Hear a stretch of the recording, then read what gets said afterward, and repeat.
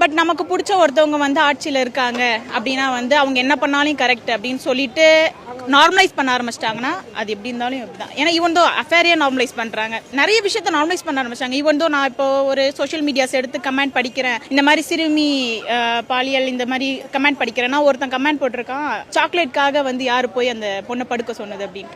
Influencer பிடிக்குது அப்படின்றதுக்காக வந்து எது பண்ணாலும் அவங்க கரெக்டுன்னு இல்லை. முதல்ல கேள்வி கேட்கணும். அப்படியே தாண்டி யாராவது கேள்வி கேட்கணும்னா பதிலுக்கு தான் வந்து அகெயின்ஸ்ட் எழுதுல பேட் கமெண்ட்ஸ், நிறைய பேட் கமெண்ட்ஸ் சொல்ல போனால்.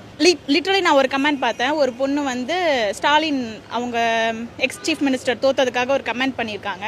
அதுக்கு கீழே வந்து ஒருத்தவங்க கமெண்ட் பண்ணியிருக்காங்க, எத்தனை பேர் வந்து பாலியல் இதில் கஷ்டப்படுறாங்க தெரியுமா, டிஎம்கே எம்எல்ஏ வந்து அப்படி இப்படின்ட்டு போட்டு, டிஎம்கே வந்து ஒரு மோசமான கட்சி, அவங்க தான் வந்து ரேப் பண்ணுறதுக்கு தூண்டுறது, அந்த மாதிரியான ஒரு கமெண்டை பாஸ் பண்ணியிருந்தாங்க. அந்த பொண்ணு அதுக்கு கீழே வந்து நான் சொன்ன விஷயத்த தான் சொல்லியிருந்தாங்க, இங்கே வந்து மாற வேண்டியது மைண்ட் செட் தான், ஆட்சி கிடையாது, எந்த சிஎம்மும் போய் நீங்கள் ரேப் பண்ணுங்கன்னு சொல்ல போகிறது கிடையாது அப்படின்ற.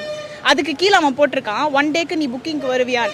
அப்போது இதுக்கு முன்னாடி பெண் சேஃப்டி பற்றி பேசின ஒரு ஆள் தான். இங்கே அப்யூசிவ் வேர்ட்ஸ் யூஸ் பண்ணுறதுக்கும் சேஃப்டி ரேப் பண்ணுறதுக்கும் எந்த ஒரு டிஃப்ரெண்ட்டும் கிடையாது. ரெண்டுத்தையும் நான் ஒரே மாதிரி தான் பார்க்குறேன். ஒருத்தவங்க அப்யூஸாக அவங்க பாடியை வந்து அவங்க பாடி அப்யூஸ் பண்ணுறதும் மென்டலாக அவங்களை அப்யூஸ் பண்ணுறதும் ஒன்று தான் என்ன கேட்டால்.